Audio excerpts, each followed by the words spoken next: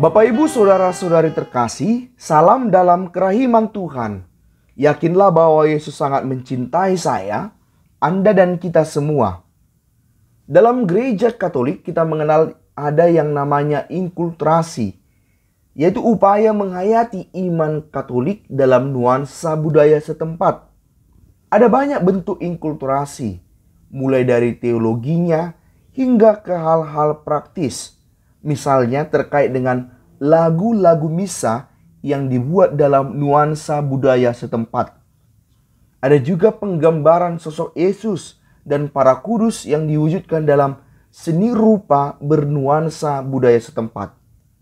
Misalnya kita mengenal yang cukup terkenal itu adalah Yesus dalam nuansa Jawa yang dapat kita temukan di Candi Hati Kudus Yesus Ganjuran. Nah, untuk daerah Sumatera Utara, ada penggambaran sosok Yesus dalam nuansa budaya Batak. Itu bisa kita lihat misalnya di salib yang menggambarkan Yesus dalam budaya Batak yang ada di Gereja Katolik Inkulturatif Batak di Pangururan. Dan juga salib Yesus di Gereja Katolik Inkulturatif Batak yang ada di Tarutung. Di kedua gereja inkulturatif ini ditampilkan sosok Yesus yang digambarkan bukan dalam cita rasa Eropa sebagaimana sering kita lihat, melainkan dalam nuansa Batak dengan 3 warna khas Batak, yaitu merah, hitam, dan putih.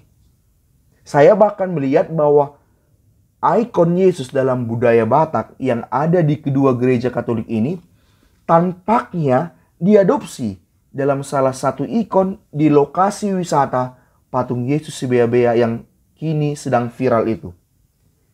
Ikon Yesus yang ditampilkan dalam salah satu spot di lokasi wisata itu mirip sekali dengan apa yang ada di kedua gereja Katolik kita itu. Kita sungguh bangga jika memang lokasi wisata yang terkenal itu, yakni Komplek Patung Yesus Sebea-bea, benar-benar mengadopsi gambar ikon Yesus dalam budaya Batak tersebut. Bukan hanya Yesus yang tersalib yang menampilkan Yesus dalam budaya Batak. Salah satu yang juga cukup menarik untuk menggambarkan Yesus dalam nuansa Batak ialah lukisan di mana ditampilkan Yesus sedang mengadakan perjamuan terakhir bersama para murid dalam nuansa Batak. Gambar Yesus yang mengadakan perjamuan terakhir bersama para murid yang dilukis dalam nuansa Toba ini, Batak ini, bisa kita temukan di kaca patri yang ada di Gereja Inkulturatif Batak di Pangururan. Cukup menarik melihat gambar ini di mana Yesus bukan ditampilkan dalam budaya Eropa, melainkan dalam karakter khas budaya Batak. Dan ia sedang melaksanakan perjamuan terakhir dalam konsep budaya Batak. Maka jangan bayangkan bahwa dalam gambar ini kita menemukan Yesus sedang mengadakan perjamuan di meja sebagaimana lazim kita temukan di lukisan bernuansa Eropa. Dalam lukisan bernuansa Batak ini, Yesus sedang mengadakan perjamuan bukan di sebuah meja, melainkan sedang duduk di lantai tanpa menggunakan meja untuk perjamuan. Hal demikian dibuat karena memang Yesus yang digambarkan adalah dalam budaya Batak Toba, di mana orang Batak aslinya tidak mengadakan perjamuan di meja, melainkan di lantai dengan duduk bersila. Yesus saat itu juga mengenakan budaya busana khas Batak, yaitu ulos sebagai seorang pemimpin, dan juga menggunakan topi khas Batak. Para murid yang ikut dalam perjamuan itu pun digambarkan sedang duduk bersila di sekitar Yesus, dan mereka juga mengenakan ulos. Lukisan kekristenan dalam budaya Batak juga bisa kita lihat dalam rupa 4 simbol pengarang suci Injil yang dilukis dalam nuansa Batak. Lukisan 4 pengarang Injil ini yang dalam nuansa Batak dapat kita lihat misalnya di Gereja Inkulturatif Batak di Pangururan maupun di Tarutung. Juga ada di depan Gereja Inkulturatif Simalungun di Pematang Purba maupun di beberapa tempat gereja inkulturatif Batak lainnya. Keempat pengarang Injil itu dilukis dengan simbol khas yang selama ini dihidupi dalam tradisi gereja, yaitu kita kenal Matius digambarkan dalam sosok manusia, Markus dalam sosok singa, Lukas digambarkan dalam sosok lembu, dan Yohanes dalam sosok Raja Wali. Namun dalam nuansa Toba, nuansa Batak, kali ini keempat sosok pengarang Injil itu digambarkan dengan warna budaya khas Batak, yaitu merah, hitam, putih. Sangat berbeda dengan yang selama ini kita kenal di lukisan-lukisan bernuansa Eropa. Ada satu lagi lukisan kekristenan bernuansa Batak yang cukup menarik, yaitu gambar sosok malaikat Mikael yang kali ini juga dilukis dalam nuansa Batak. Kita tahu bahwa malaikat Mikael biasanya digambarkan dengan sosok malaikat yang sedang menginjak setan, dan tangan malaikat Mikael itu sedang menghunus tombak ke iblis yang diinjaknya itu. Di gereja Katolik inkulturatif Batak Toba di Pangururan yang memiliki Santo Mikael sebagai pelindungnya, kita dapat menemukan gambaran Santo Mikael dalam nuansa khas Batak. Dan itu dapat kita temukan percis di depan gereja inkulturatif Batak itu. Lukisan Santo Mikael dalam nuansa Batak itu cukup besar dan indah dan sangat khas dari paroki ini. Hanya saja saya ragu apakah para pengunjung ke paroki ini, bahkan umat paroki ini sendiri, sungguh mengenali bahwa lukisan itu adalah sosok dari malaikat Mikael dalam nuansa Batak Toba yang digambarkan dengan motif gorga Batak dengan 3 warna khasnya, merah, hitam, dan putih. Nah, Bapak Ibu Saudara-saudari terkasih, kita kiranya bangga bahwa gereja kita, gereja Katolik, mengupayakan agar inkulturasi terjadi, agar iman kita sungguh dialami, dihayati dalam konteks budaya setempat. Dan sebenarnya kita akan semakin bangga jika mengetahui bahwa yang membuat lukisan-lukisan rohani, lukisan-lukisan kekristenan dalam nuansa budaya Batak itu sesungguhnya adalah seorang pastor Kapusin dari negeri Belanda, misionaris Kapusin Belanda bernama Pastor Philippus Kapusin. Dan betapa luar biasa, ternyata seorang Belanda lah yang membuat Yesus dan ikon-ikon kekristenan itu dalam sosok nuansa Batak. Pastor Philippus Kapusin, seorang misionaris Kapusin Belanda yang cukup lama bertugas di Indonesia, khususnya di Seminari Menengah Pematang Siantar. Dan pada tahun 2007 yang lalu, beliau telah kembali ke negeri Belanda dan hingga kini ia menjalani masa pensiun di sana. Pastor Philippus, seorang Belanda kelahiran tahun 1937, memang sejak kecil ingin menjadi seorang pastor misionaris. Dan cita-citanya itu terwujud di mana ia menjadi seorang pastor Kapusin di Belanda dan kemudian diutus ke Indonesia sebagai misionaris pada tahun 1972. Pastor Philippus ini menjadi cukup khas dikenal dengan bakatnya sebagai seniman, sebagai pelukis.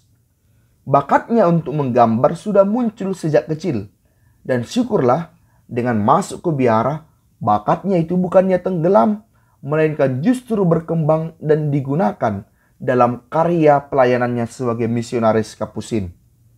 Ordo Kapusin sendiri sangat mendukung pengembangan bakatnya itu. Karena itu ia pernah diberi kesempatan untuk kuliah lebih lanjut di bidang menggambar. Bakatnya menggambar ini dibagikannya dengan menjadi guru saat menjadi misionaris di Indonesia kepada para seminaris, para calon pastor di Seminari Menengah Pematang Siantar sejak tahun 1972. Salah satu bidang studi yang diajarnya di seminari itu adalah bidang menggambar. Dan dengan demikianlah, dengan bakatnya, ia melayani Tuhan dan sesama. Karena seperti telah kita nikmati, sebagaimana saya sebut tadi, dengan bakatnya itu, kita dibantu untuk menghayati iman lewat lukisan-lukisan, khususnya yang digambarkan dalam budaya setempat, yaitu budaya Batak. Lukisannya cukup banyak menghiasi gereja-gereja, khususnya di wilayah Kuskupan Agung Medan ini.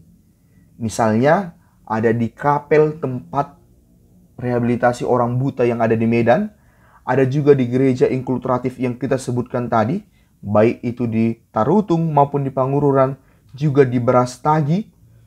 Juga ia membuat jalan salib dan ukiran di gereja inkulturatif Pakpak di daerah Sumbul Dairi. Lalu ada lukisannya di kapel seminari menengah di Pematang Siantar, dan banyak lagi tempat-tempat di Kuskupan Agung Medan ini yang dihiasi dengan lukisan karya Pastor Filipus ini.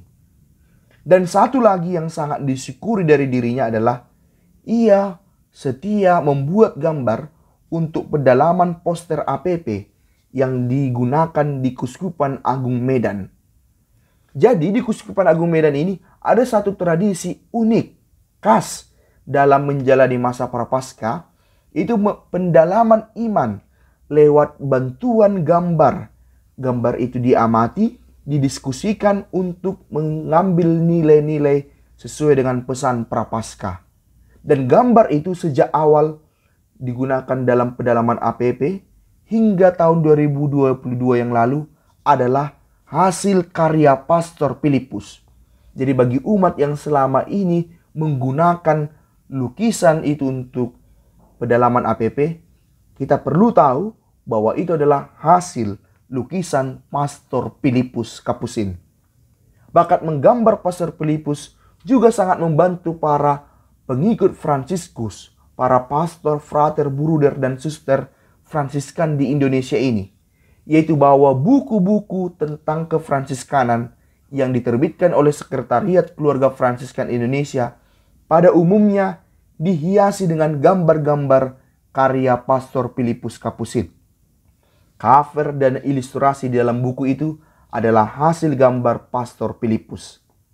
Selain sebagai pelukis, Pastor Filipus juga dikenal sebagai pastor yang mencintai kaum kecil, khususnya anak-anak cacat fisik yang dirawat di Pusat Rehabilitasi Harapan Jaya di Pematang Siantar. Pusat rehabilitasi ini adalah karya gereja untuk melayani orang-orang cacat fisik. Dan Pastor Filipus sejak awal berdirinya tempat ini sungguh memberi perhatian khusus bagi mereka. Ia rajin mengunjungi anak-anak cacat fisik di tempat ini dan mengupayakan bantuan bagi mereka yang membutuhkan donatur untuk memperbaiki merawat diri mereka. Tapi satu hal yang cukup mendalam yang dilakukan Pastor Filipus bagi anak-anak cacat itu ialah bahwa Pastor Filipus mau hadir langsung di tempat itu, menghabiskan waktunya bersama anak-anak cacat fisik di tempat itu. Dalam salah satu kesempatan, Pastor Filipus pernah bercerita kepada saya bahwa di Harapan Jaya, ia menghadirkan diri sebagai bapak bagi anak-anak itu. Bukan terutama sebagai guru, bukan terutama mau memberikan nasihat-nasihat, tetapi mau menjadi bapak bagi mereka, mengenal mereka, mendengar mereka. Ia ingin agar mereka sungguh dicintai dan akhirnya berkembang. Cita-cita Pastor Filipus atas anak cacat ini diungkapkan oleh Pastor Filipus lewat suatu lukisan juga, yang kini lukisan itu menjadi logo dari pusat rehabilitasi itu. Ia menggambar seekor burung yang keluar dari sarang, dan itulah harapannya atas anak-anak cacat yang dirawat di Pusat Rehabilitasi Harapan Jaya, bahwa sesudah dirawat dan dilatih, dikembangkan di Pusat Rehabilitasi Harapan Jaya, kiranya mereka bisa bebas seperti burung yang tidak lagi terkurung dalam sangkar, yaitu kecacatan fisik mereka, melainkan bisa bebas mandiri mengembangkan dirinya. Dan itu sungguh terjadi. Dari pusat rehabilitasi ini, sudah banyak anak cacat yang dioperasi secara fisik untuk mengatasi cacatnya, dan kemudian diberikan pendampingan khusus agar bisa mandiri dalam hidup dengan melatih kemampuan-kemampuan tertentu bagi mereka. Alhasil, banyak penjahit handal dan ahli-ahli lainnya muncul dari tempat ini. Cita-cita Pastor Filipus atas mereka kini telah terwujud. Pastor Filipus juga menolong banyak orang miskin yang kesulitan dalam ekonomi, terutama mereka yang melanjutkan pendidikan namun sangat kesulitan dalam ekonomi. Ada sekian banyak yang dicarikannya donatur dan kini mereka sudah mandiri. Maka pada Februari 2023 yang lalu, beberapa minggu Pastor Filipus hadir kembali mengunjungi Indonesia. Dan dalam kesempatan itu ia melihat kembali karya-karya yang pernah ia buat. Sekaligus juga ia mengunjungi orang-orang cacat yang dilayaninya selama ini, terutama mereka yang kini sudah mandiri. Ia sangat senang dengan kesempatan itu, sembari juga mengatakan bahwa mungkin ini adalah kali terakhir ia datang ke Indonesia, mengingat usianya yang kian menua dan fisiknya rasanya tidak lagi kuat melakukan perjalanan panjang dari Belanda ke Indonesia. Saat ini Pastor Filipus menghabiskan hari-harinya di sebuah biara tua di Belanda, di mana di sana saat ini tinggal hanya beberapa biarawan-biarawati yang tersisa di Belanda dan mereka pun sudah cukup tua. Mereka berasal dari beberapa kongregasi, namun karena semakin sedikit anggota, kini dari beberapa kongregasi digabungkan saja dalam salah satu biara. Karena memang kita tahu, hidup membiara di sana kian memprihatinkan. Calon boleh dikatakan hampir tidak ada sama sekali. Dan di sanalah Pastor Filipus menikmati hari-harinya sembari terus melukis. Bapak Ibu Saudara-saudari terkasih, demikianlah video kita kali ini mencoba memperkenalkan, mengisahkan seorang pastor misionaris Kapusin Belanda yang punya banyak keutamaan. Salah satunya bahwa dengan bakatnya melukis, ia membantu umat, menolong umat untuk sampai menghayati iman, khususnya dengan lukisan-lukisan bernuansa budaya setempat. Ini juga mau mengatakan kepada kita bahwa dengan memilih panggilan hidup membiara, bukan otomatis membuat kita tidak bisa lagi mengembangkan bakat dan talenta yang kita punya. Melainkan dengan hidup membiara, kita punya banyak kesempatan untuk mengembangkan talenta dan menggunakannya untuk melayani sesama. Hal itu telah ditunjukkan oleh Pastor Filipus Kapusin. Semoga video ini sungguh menginspirasi kita. Yesus, Engkau andalanku, Pace Ebene.